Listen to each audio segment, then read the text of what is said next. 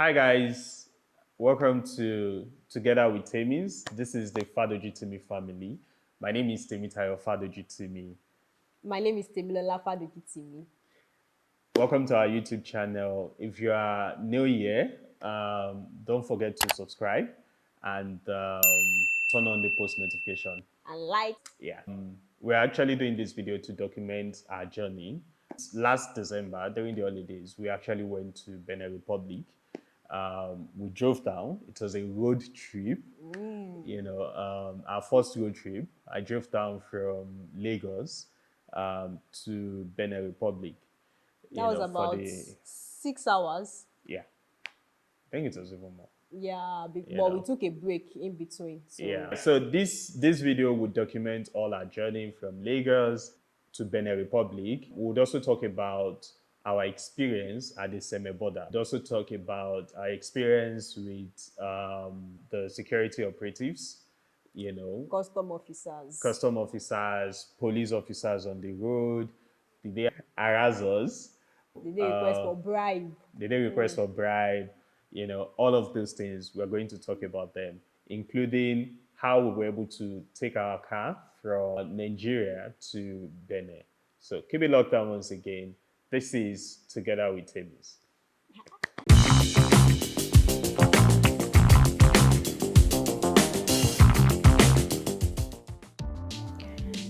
It's around 6 a.m. in the morning on the 23rd of December, and this is my husband strapping our son to his car seat as we were prepared for a very long journey. My husband also got in the car and we were prepared to leave home. Unsure about exactly what we will meet, we had planned our entire journey and we were very excited about this road trip to the Republic of Benin.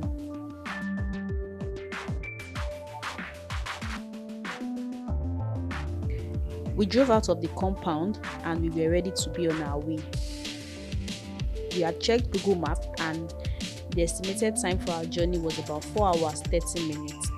But from research, we knew that there was always delay at the border.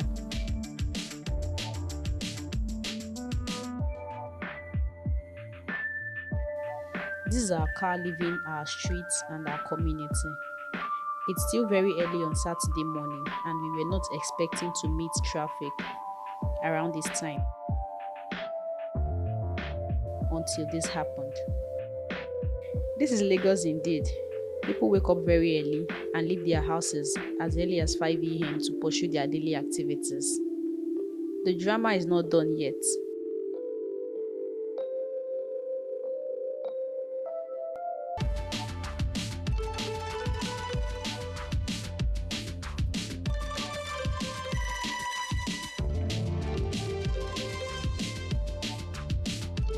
This is Maryland in Lagos, and we have one of these overhead bridge also painted colorfully.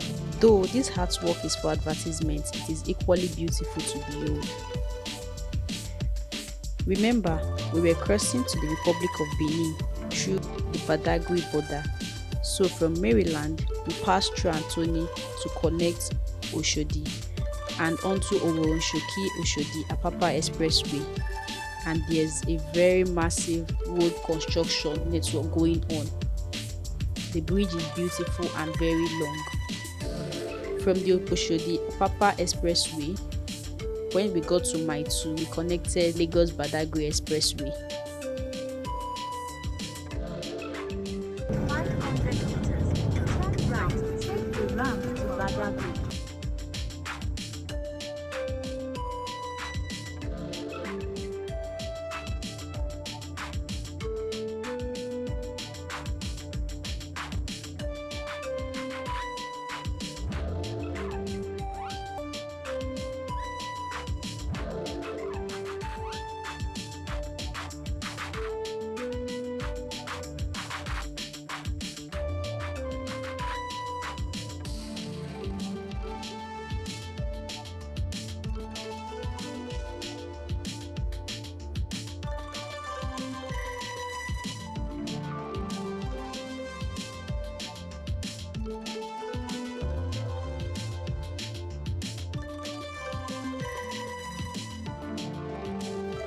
is this is the Maitu Blue Line train station.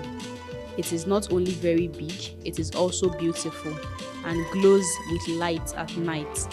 This station is also at Suru Alaba, Iyanoiba, and some other major bus stops along this road. Some part of the road is still under construction. This is the 10-lane Lagos-Badagry Expressway, and we believe it's an ECOWAS West African link road.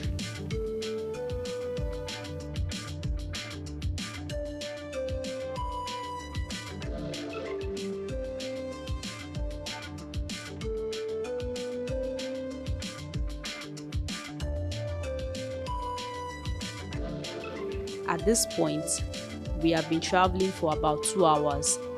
Back inside the car, our baby is asleep.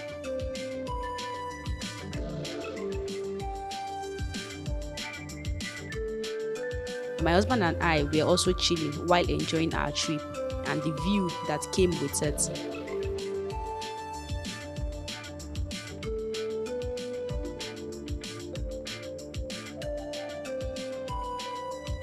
At this point, we were already closer to Badagry as we passed LASU, that's the Lagos State University Ojo Campus, Agbara Industrial Estate, Ijaniki Government College, and so on.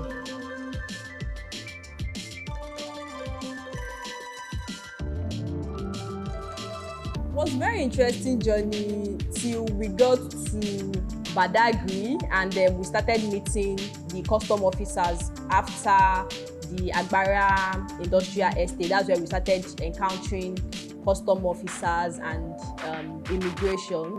Iremide has one slang, Monsa. So Monsa is way of saying good morning, sir. So when we meet police officers, what we say is good morning, sir.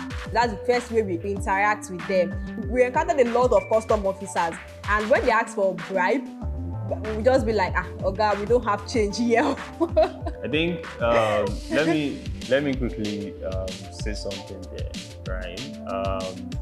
I mean, I have a lot of respect for the security officials in Nigeria, and I think on a normal day they do their job diligently, you know, because usually the first interaction we have with them is we exchange greetings. Let me say 7 out of 10, they let us go without any harassment, without even asking for anything. Yeah, without asking for anything. But sometimes they are Nigerians, so they just have to some of them just have to show their Nigerian behavior, by requesting for something. And from all our interactions with them, I mean, if they ask, you are not obligated to give, and a lot of times they don't force me, and say, you have to give us, by force.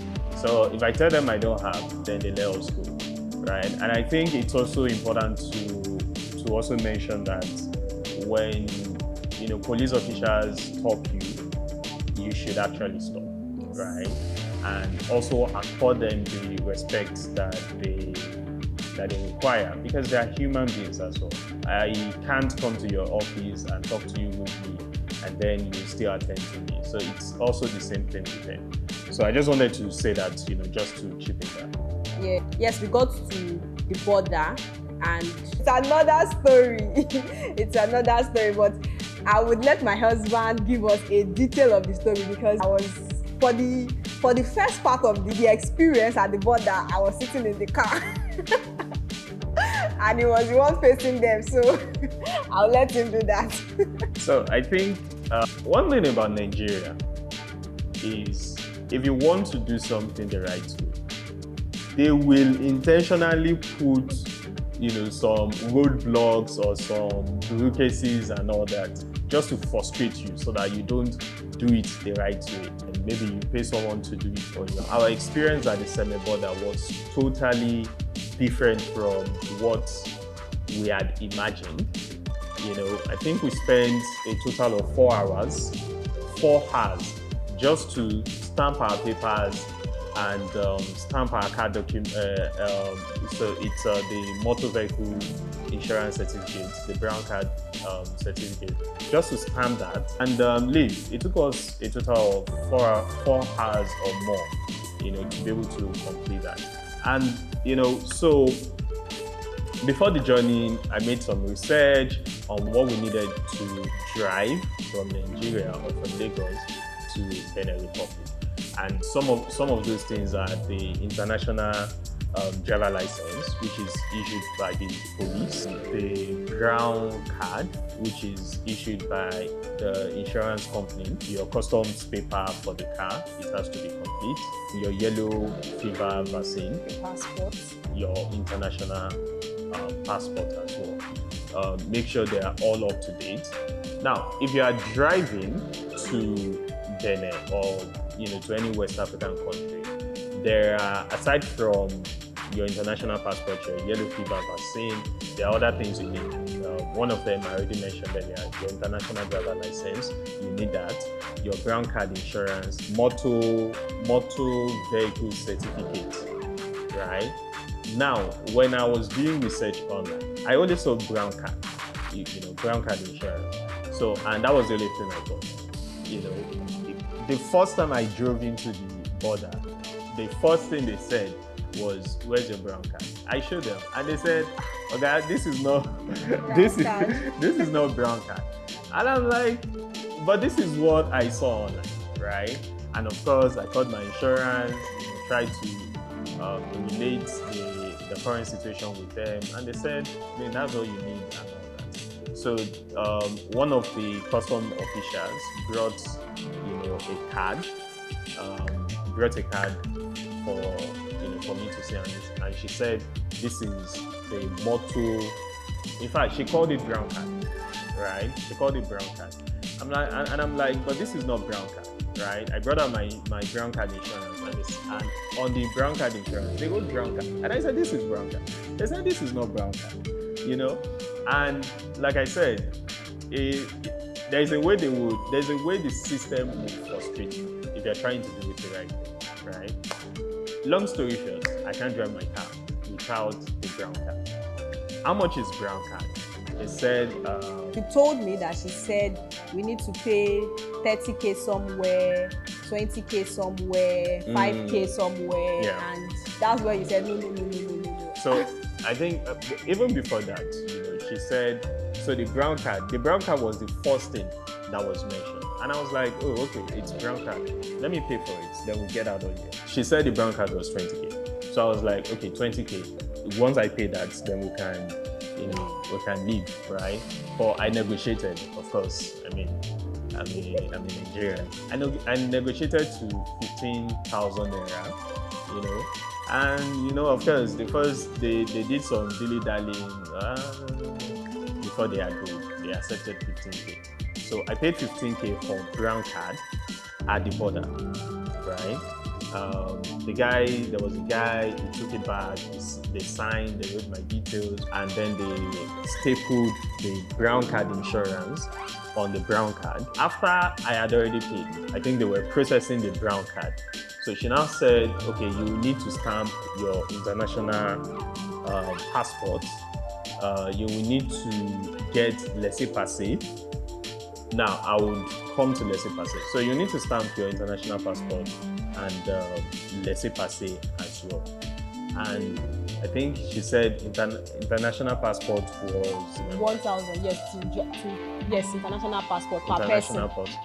Per person 1,000. She called some fees, 35K, 6K, and I think maybe 20K at 20K. Now the 35K is 35,000 CFA, not 35,000 naira, right? And which is like 70K Nigerian money, right? And I'm like, I'm not going to pay all these things. As they'll call it alakowu, as alakowu that I am, no, I'm not going to pay all these things, right? And I felt maybe they were trying to extort me. So I said, "You know what? I'm going to do this thing myself." And of course, they also had the intention of frustrating me since I decided to do it myself. Initially, I paid 10,000 naira. 10,000 CFA, sorry. 10,000 CFA for laissez-passer. Yes, to get the documents. Yeah, to get the document. So there's one A4 paper, they printed some things on it. And in fact, I even thought that was the only thing that I thought that was the laissez-passer, right? So you pay 10,000 naira, 10,000 CFA, excuse me.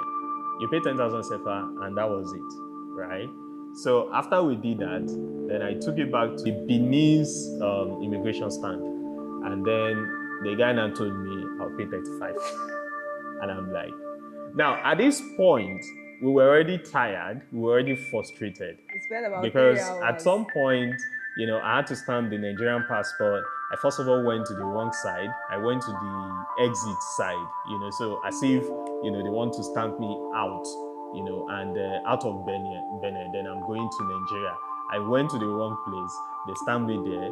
I had to correct that, then go back to the right immigration stand, then they had to stamp. At some point, I had to change the naira that we have. We had to change it we went outside. To CFA. So we went outside, we took bike, to get to the BDC guy to exchange.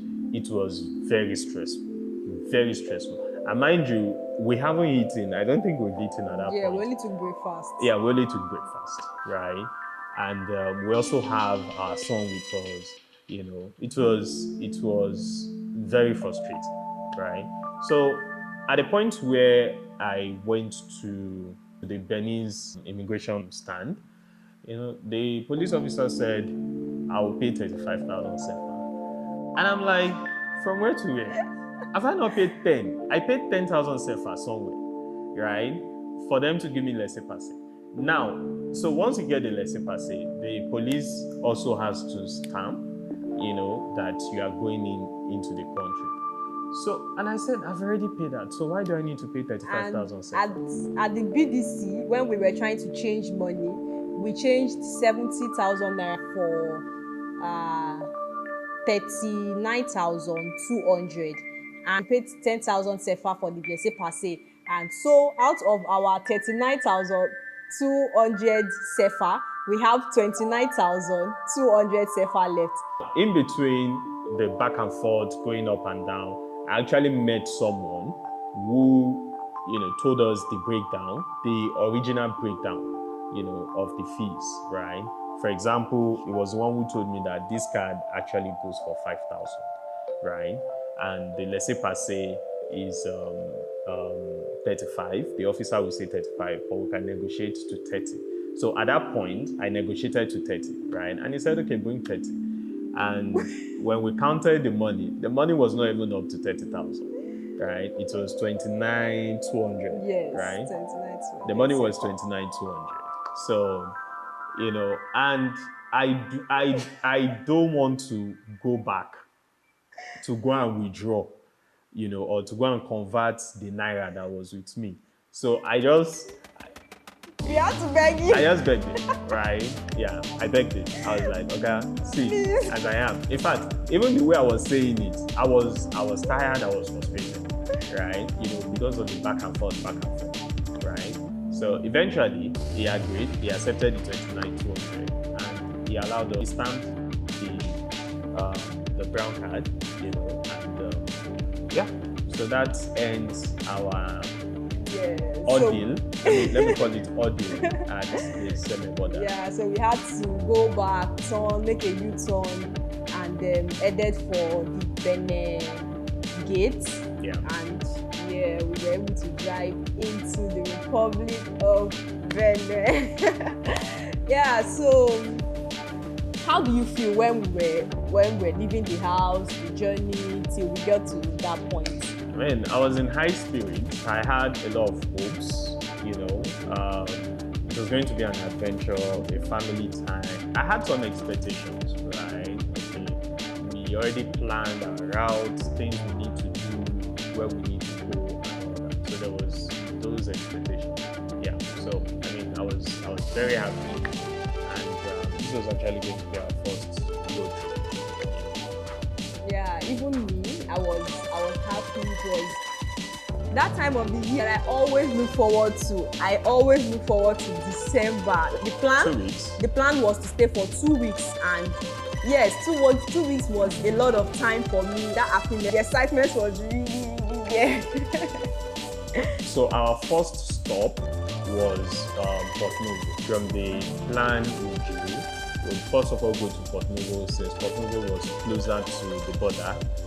Then once we were done at Porto-Novo, then we go back to Cotonou, Ouidah, and then we come back to Nigeria. So that was the plan. So after we left Semeboda, the first thing we did was to change the rest of the money that was with us, right? Because the first exchange we did, we only did that exchange because of what we needed to pay for inside the border, right? So after we left the border, we saw some exchange. They call it exchange, right? Or Exchange BDC. center. Yeah. So we went there. That took maybe another 1 hour, because we were looking for the best rates. What we saw on Google was different from what we were seeing there. The exchange there was actually lower than the research we made regarding the exchange.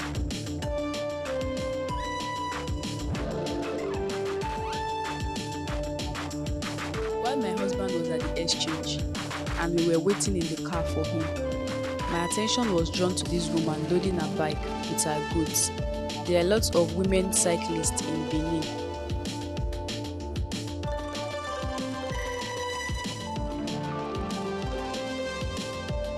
Eventually, the first exchange I did was 560. First exchange that was outside the border. That was when we were still in Nigeria. So after we left the border, the first exchange we did there was 545. Yedede, what are you eating? Dirty. Only you. This big 30. You are enjoying your dede.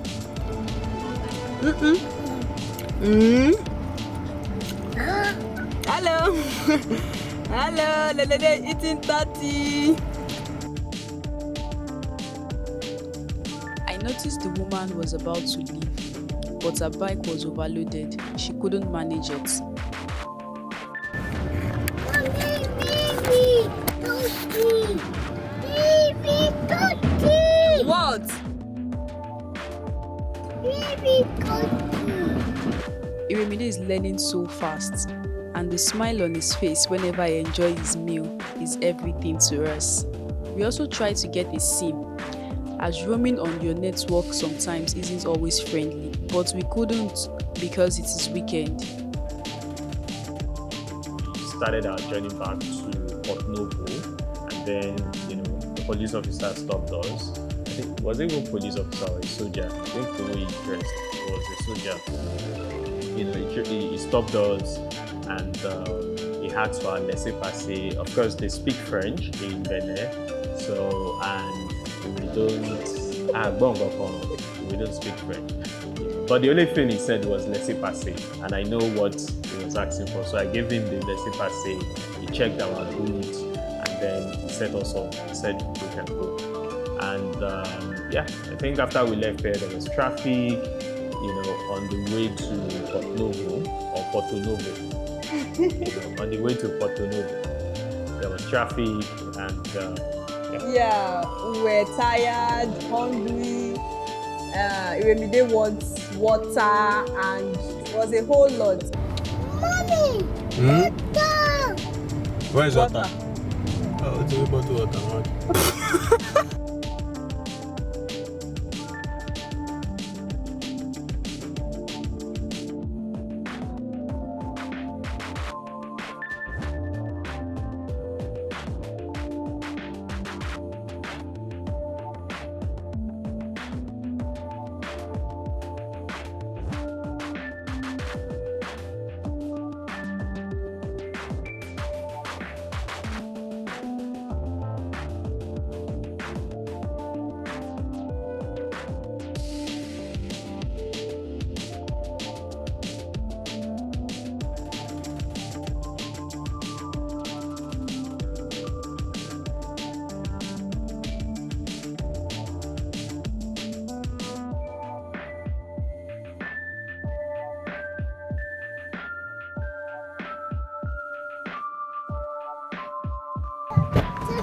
Tell me something. The water is expired.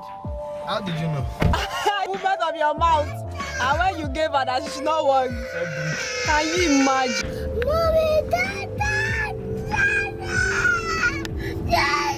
They won't stop asking for water.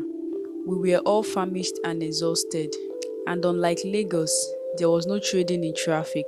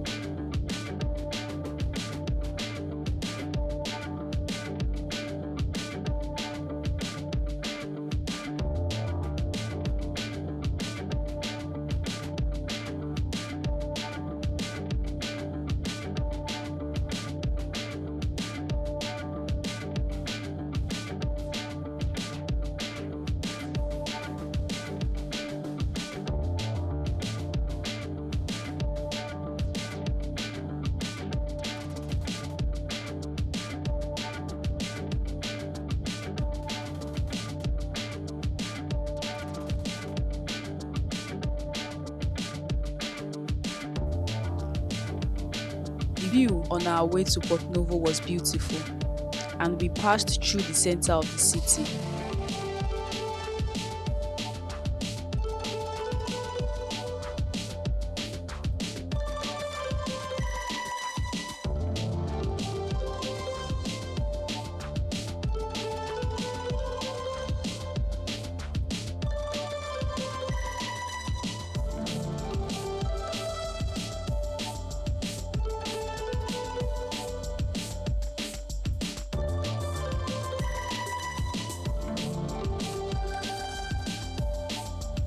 We also saw these markets, very long and organized.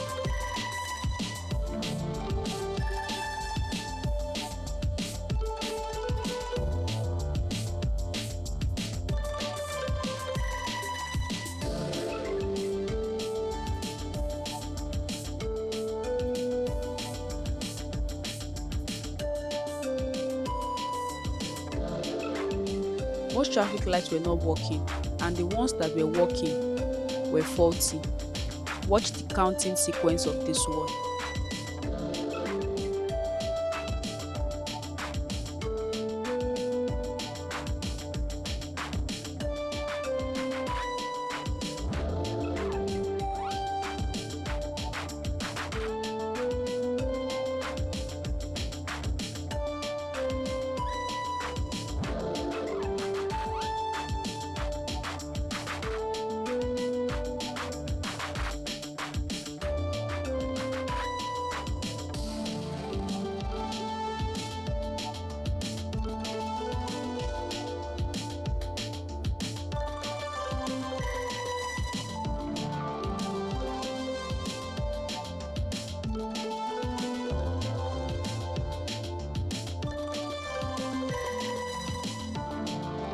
We soon arrived at our hotel when we saw these children masquerading, and even the thought of them cracked me up. I later found out that it was a common practice among children, even in Nigeria, but I never participated in it. So seeing them was so funny to me. Did you participate in any of this masquerading activity as a child, either as the masquerade or as the drummer? Let us know in the comment section below. We'll be waiting to read your comments. We lodged at the art residence. I mean, it's a lovely place, a fantastic place. And of course, talking about the language barrier, I think our saving grace was that a portion of them, they actually speak Yoruba. They speak the Yoruba language. So if we go somewhere and we can't communicate in French, we just ask, do you speak Yoruba? And I think 5 out of 10, we see someone that speaks Yoruba and we're able to interact. So yeah, the receptionist couldn't speak English, right? But she understood Yoruba. Yeah, and at some point we had to use Google Translate, and oh yeah, that's very important. I mean, Google Translate was very helpful. yes, I just let him do the whole thing because I couldn't wrap myself around. It was so frustrating. Imagine you talking to somebody and the person can't understand what you are saying, and you're like, "This is what I'm saying. This is what I'm saying. Can't you hear me?" Trust me, can be a really frustrating experience. But yeah, thank God to technology. Thank God to for Google Translate, and the place was beautiful. And we had another experience at the art residence, which is we booked online before a day before, so we had to pay double the fee because we booked online. By the time we got to the hotel, that was another story. Like, what? Why do you have to pay double? But yeah, because we booked and we couldn't cancel. If we cancel, we pay. Yeah, we still have to pay the fee. Yes, for cancellation. So we took it like that, and we checked in. Everybody was so tired. We took our dinner. Yes, and that's the first time I'll be tasting something like that. The food tastes nice actually, and that was the first time we came across formaggio. Is it formaggio? Formaggio. Yes, that protein is the life of bird. There is no food you will eat. That thing is inside. That thing is inside all of their milk. It tastes like when you dehydrate milk and then you now grill the milk after dehydrating it. I think that was how it tasted. Yeah, but it's nice. At least, and we didn't purge. We didn't purge all through our journey. At least, I think that was it for the journey from Lagos, Nigeria to the Republic of Benin. How is it pronounced?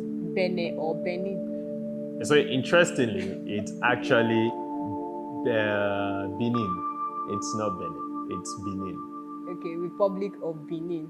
Yeah. Okay, well, we pronounce Benin, so now we know the correct pronunciation. Yeah. I think it's Benin. just to avoid confusion with Benin, that is in Nigeria, but it's actually pronounced Benin.